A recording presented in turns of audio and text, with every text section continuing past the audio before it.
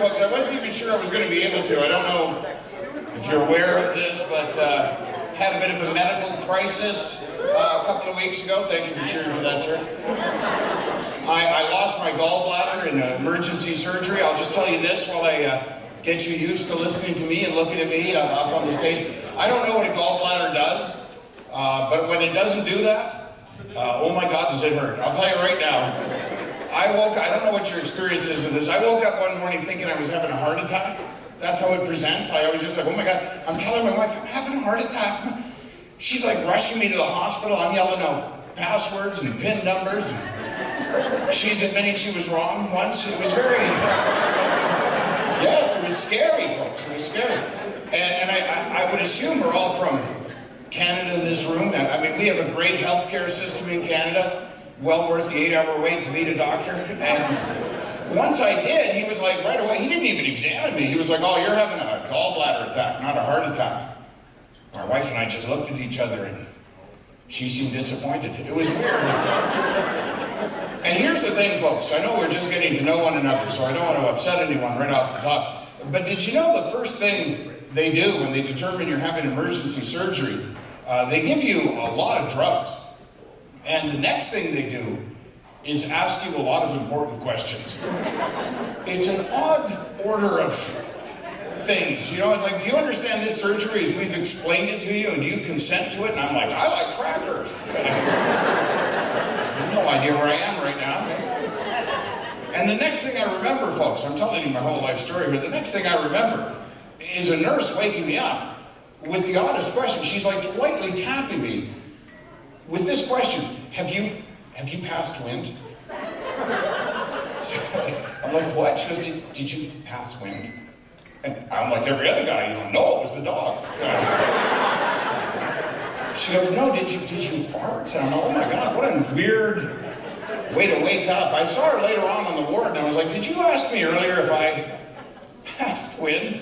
She was like, oh yeah, don't take it personally. We ask all our patients. It's a protocol, she explained, that we're not allowed to feed patients until they've successfully passed wind.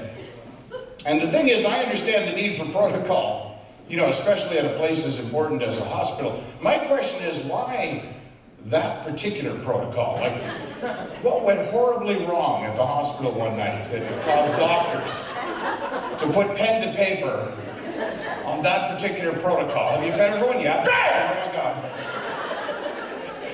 So here's the thing, folks. We're just getting to know each other, and I don't want to brag. I can pass wind with the best of them. I stopped a hockey game one time. Seriously. The players thought they heard a whistle, but here's the thing. I can't do anything on demand. I had to wait for somebody else in the room to do it, and I stole credit for theirs. And now here's where it got kind of sketchy. What do you suppose the first meal would be at a hospital when you've successfully recovered from surgery? You'd think it'd be roast beef, perhaps a steak, maybe a chicken option, fish perhaps. No, it's 5 cubes of Jell-O. That is your first meal after surgery, 5 cubes of Jell-O. It used to be 4 under the PC government we had before. The NDP put it up to 5. They are giving away Jell-O, those guys. And it's rainbow colored too now. I have no idea why. I like that got a laugh and a judgment right there. That was like, no, all right. I can't eat Jell-O. There's something about Jell-O. I've never been able to eat Jell-O. So I did what I used to do when I was a kid. My mom would make me eat Jell-O. I waited for nobody to be around, and then I tried to flush it down the toilet. And I don't know if you've ever tried to flush Jell-O down the toilet, but it does not want to go, I'll tell you that. It's just circling and circling. I'm like, oh no. Right? Now I have the nurse back again. Oh, you've had a bowel movement. That's right, folks. The woman in charge of my recovery believes I've eaten 5 cubes of Jell-O, passed them completely through my body, and have now successfully crapped out 5 cubes of Jell-O. So I agreed. Yes, I did. That's when she gave me the advice I came to tell you, and I just thought it was sort of fun. She goes, well, here's what you need to do now. She goes, you need to climb back into that bed. There's 2 days of rest, and you'll be as good as new. And my question to you folks is, who's getting 2 days of rest at a hospital? Like, who's getting 2 minutes of rest at a hospital, right? Because there's alarms going off. every 10 seconds that nobody's even looking in. Your own alarms are going off. Nobody's doing anything about it. Like, the only people getting rest at a hospital are the nurses, and they're supposed to be turning off the damn alarms. And I know it sounds like I'm putting down nurses here, and there's probably a nurse or two in the room, and I'm not. I don't know how you nurses get up every morning and go to that job. Because you never do anything when a damn alarm goes off. So what would wake you up for work? That's my question. Thank you. Here's something else I learned. 2 days in a hospital and you'll show any part of your body to any stranger that takes the time to properly introduce themselves. It's the most amazing thing. You know, hi, Andrew, my name's Bob. Why don't you lift that up? We'll take a look at your testicles. Geez, do you work here, Bob? No, I'm on my lunch break from EPCOR. All right, well, that explains the rough hands. Hey, Bob. I'll tell you what, I'm 60 years old, or I will be shortly, and I've learned this over my almost 60 years on the planet. Women will make changes to their lifestyles if it's for the better. They're constantly researching what's good to eat, what's good to do. Men, not so much.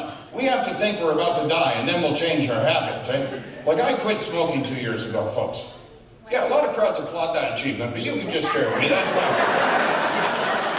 No, it's too late now. No, if I have to ask you, it's meaningless. Just be a little quicker on the stick with these applauses.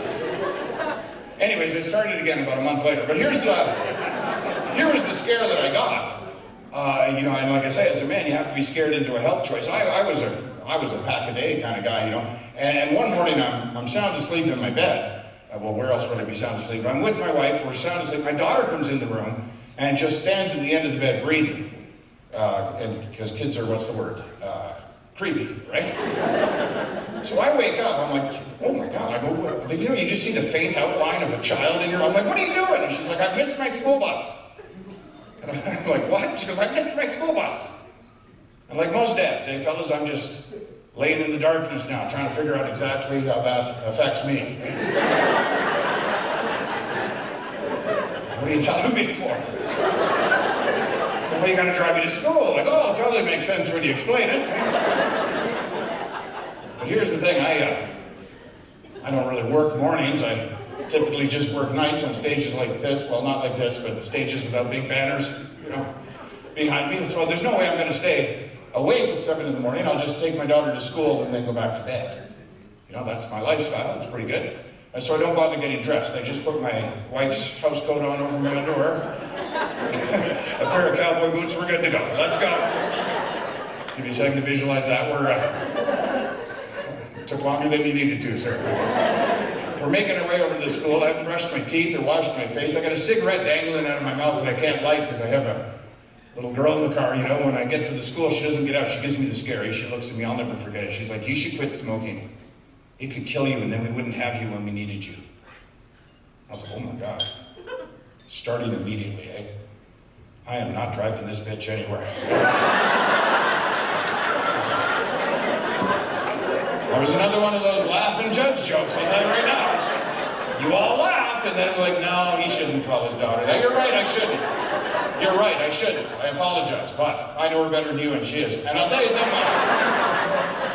You be the judge. My sons know better. We rented one of those pay-per-view things a couple of weekends ago, you know, one of those WWE things, you know, wrestling, hey? We're down in the basement. I don't know how much this thing's cost me, 50 bucks, 75 bucks, I don't know. I can't even enjoy it. He's eating cheese. He's really loud. Him and I in the basement, just crunch, crunch, crunch. Like, I just can't take it anymore. Finally, I just give him a dadism, you know, just any expression delivered with attitude. You know, I'm just like, Jesus, you are what you eat. I realize it makes no sense to the situation. He doesn't even look back. What did you eat, a fat middle-aged guy? As a father, I'm like, what did you just say to me? But as a comedian, write that down. That's actually not bad. I'll use that if I ever do cruise ships, hey? My wife's going through some changes too. Okay, next joke. That was the sisterhood coming together there, fellas. If you are unaware of the fact, if you yourself are under 40 and have no idea what just happened, that was the tension in this room is palatable right now. Because it's just one of those things we're not allowed to talk about, and nor should I be talking about it, but I will. She's going through the thing. That's right, menopause. I don't want to say it 3 times or she appears right here, really. It's scary for all of us. Nobody knows what's going on. It's just like, I'm hot. Are you? I'm really hot right now. My goodness, what is the thermostat set at? I am cold. I'm cold. Did you leave the door open? Oh my God, I am horny right now. Don't touch me! Like, oh my God. I'm just standing there like, you do or you don't want to go back to the buffet? That was my question.